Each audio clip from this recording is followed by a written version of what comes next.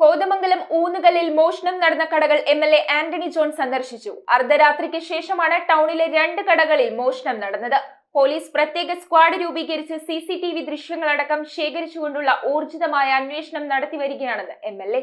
Hardware സ്ഥാപനമായ Periyar brothers, പലചരക്ക് കടയായ അറമംഗലം stores എന്നിവിടങ്ങളിലാണ് മോഷണം നടന്നത്. പ്രദേശത്തെ ട്രാൻസ്ഫോമറിലെ ഫ്യൂസ് ഊരിമാറ്റി വൈദ്യുതി തടസ്സപ്പെടുത്തിയതിനു ശേഷമാണ് 2 കടകളിലും മോഷണം നടത്തിയിട്ടുള്ളത്. ഇതിന് സമാനമായ മോഷണങ്ങൾ മറ്റ് പല സ്റ്റേഷൻ ലിമിറ്റിലും നേരത്തെയും റിപ്പോർട്ട് ചെയ്തിട്ടുണ്ട്. ഊന്നുകല്ലിൽ മോഷണം നടന്ന കടകൾ എംഎൽഎ ആന്റണി ജോൺ സന്ദർശിച്ചു. പോലീസ് പ്രത്യേക സ്ക്വാഡ് രൂപീകരിച്ച് സിസിടിവി ദൃശ്യങ്ങളടക്കം ശേഖരിച്ചുകൊണ്ടുള്ള ഊർജിത അന്വേഷണം നടത്തുന്നുണ്ടെന്ന് എംഎൽഎ പറഞ്ഞു.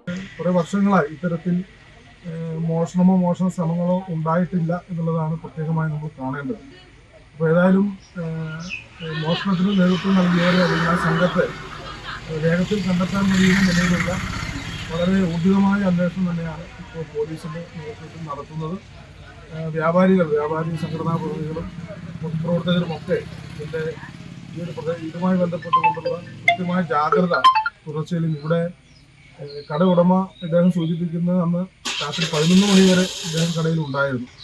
അതിനുശേഷമാണ് കട അടച്ച് വീട്ടിലേക്ക് പോകുന്നതും. അപ്പോൾ ഏതാണ്ട് അർദ്ധരാത്രിക്ക് ശേഷമാണ് ഈ മോഷണം ഇവിടെ നടന്നിട്ടുള്ളത്. ഏതായാലും വളരെ കർശനമായ നിലയിൽ തന്നെ പോലീസ് ജാഗ്രതയോട് കൂടിയിട്ടുള്ള അന്വേഷണം ആരംഭിച്ചിട്ടുണ്ട്. മോഷ്ടാക്കളെ വേഗത്തിൽ കണ്ടെത്താൻ കഴിയുമെന്ന് തന്നെയാണ് നമ്മൾ പ്രതീക്ഷിക്കുന്നത്. വ്യാപാരി വ്യവസായി ഏകോപന സമിതി Oonnukal unit president Bose Varghese, Joy P Mathew, PM Hydros, Amal Dev എന്നിവരും എംഎൽഎയോടൊപ്പം ഉണ്ടായിരുന്നു. News bureau, Kothamangalam. 3.5 വർഷം മുൻപ് അവളുടെ ആഗ്രഹത്തിന് ഇതുപോലൊരു ലെറ്റർ ഞാൻ കൊടുത്തു. അന്ന് അവൾ എന്നെ നോക്കി ഒന്ന് സന്തോഷത്തോടെ ചിരിച്ചു.